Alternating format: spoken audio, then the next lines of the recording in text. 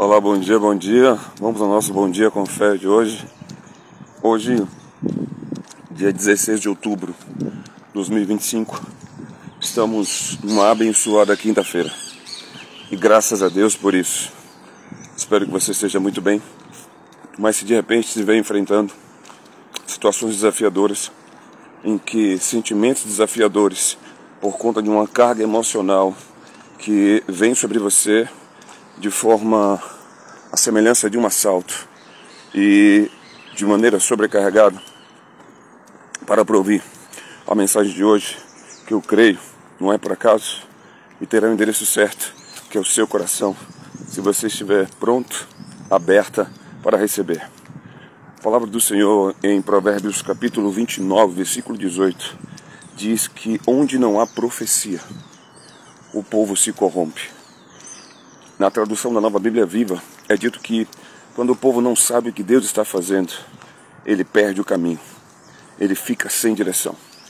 E é justamente associada à ideia do Bom Dia com Fé que essa palavra de hoje ela vai se encaixar perfeitamente. Porque os caminhos que nós tomamos na vida, eles são resultado de escolhas que fazemos e decisões que tomamos. E o detalhe é que tais escolhas e decisões precisam ser estimuladas. E geralmente o estímulo vem de necessidades ou de emulações, que significam provocações para gerar em você um senso falso, ilusório, acionar seus gatilhos mentais inconscientes para que você acredite que você precisa do que você não tem necessidade. Então, no momento em que eu falo de fé, eu falo acerca de entendermos que fé não é simplesmente uma crença, né? Porque fé é uma crença, mas nem toda crença é fé. Fé, segundo o conceito bíblico, é o resultado gerado no nosso interior quando ouvimos Deus falar conosco. E a mensagem de Deus para nós é Cristo. E Cristo é o caminho, a verdade e a vida. Cristo é justamente a escolha que fazemos e a decisão que tomamos para termos um caminho dirigido pela verdade. E a verdade não é um conceito, mas uma pessoa que se relaciona conosco ao longo do caminho. Essa pessoa está dentro de mim e de você. Se você, de fato, tomou a decisão, ao reconhecer a sua condição miserável, me permita falar, porque é isso que a Escritura fala, pecaminosa, diante do quê? De um senso interior voltado para você mesmo. Uma distorção na sua natureza, um aleijão, por assim dizer. Algo que o egoísmo toma forma baseado na soberba, que é a supervalorização do que você pensa sobre você mesmo ou sobre si próprio. E ao mesmo tempo em que nós temos o egoísmo sendo forjado, alimentado pela soberba, temos também a vaidade, que é de fato, está focando em coisas passageiras, coisas corriqueiras, que de fato não dizem respeito à eternidade.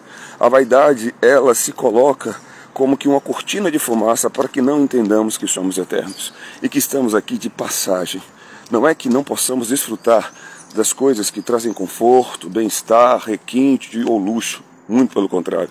A realidade é o porquê e como desfrutamos disso, no sentido de nos autoprojetarmos e termos uma identidade baseada nessas coisas. A nossa identidade, ou com o que nos identificamos, não está fundamentada em lugares, pessoas ou coisas. A nossa identidade está fundamentada em Deus, na pessoa de Jesus Cristo, que de fato veio revelar ao Pai, sendo para nós o caminho, a verdade e, consequentemente, a vida. E a vida não se trata das questões associadas àquilo que entendemos por biologia, por metabolismo, ou por questões que nos fazem entender que estamos bem de saúde. Quando ele fala vida, ele fala de propósito, ele fala de realização, ele fala de sentido, ele fala de destino.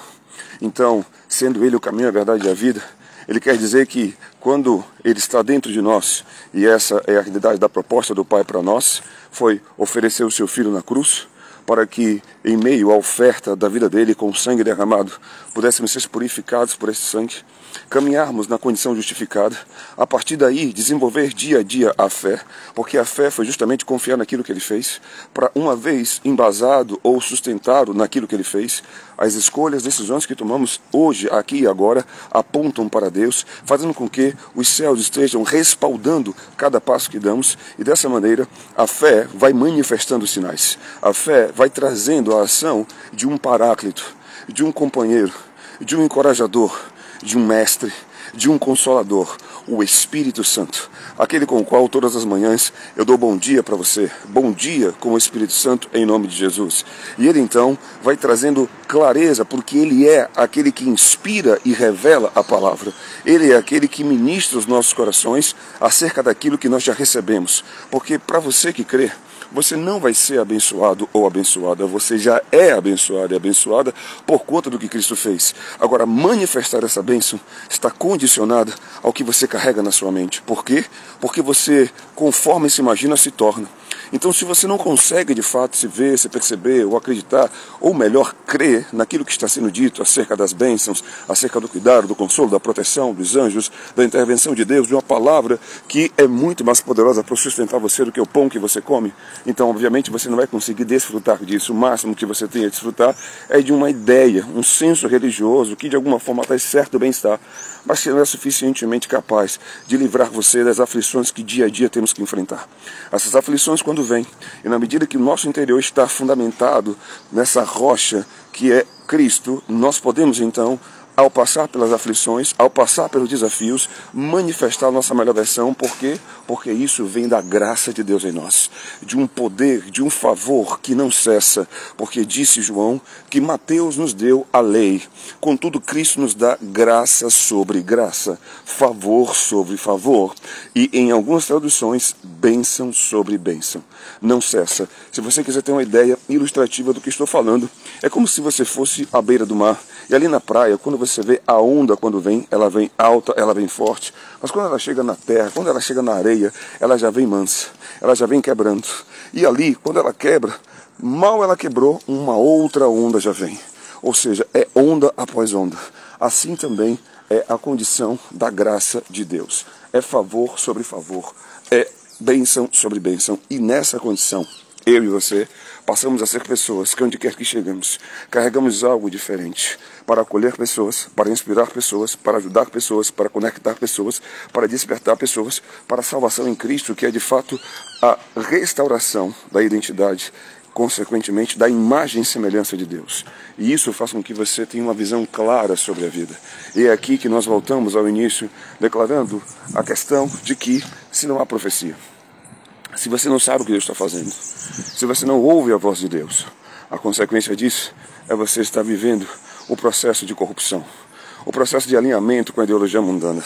Seja você até uma boa pessoa, como que você pensa, deixa eu te falar, 3 pessoas estão gravitando na sua mente a título de determinar as suas ações, escolhas e decisões. Quem são essas? Aquela que as pessoas dizem que você é, e de repente se você for uma pessoa que tem problemas com dependência emocional, você aceita isso sem qualquer resistência. Ou a segunda pessoa, que é a pessoa que você pensa que você é, com base nas coisas que você realizou, e isso faz de você muitas vezes uma pessoa orgulhosa, uma pessoa pedante, às vezes arrogante e até prepotente. Mas, quer saber?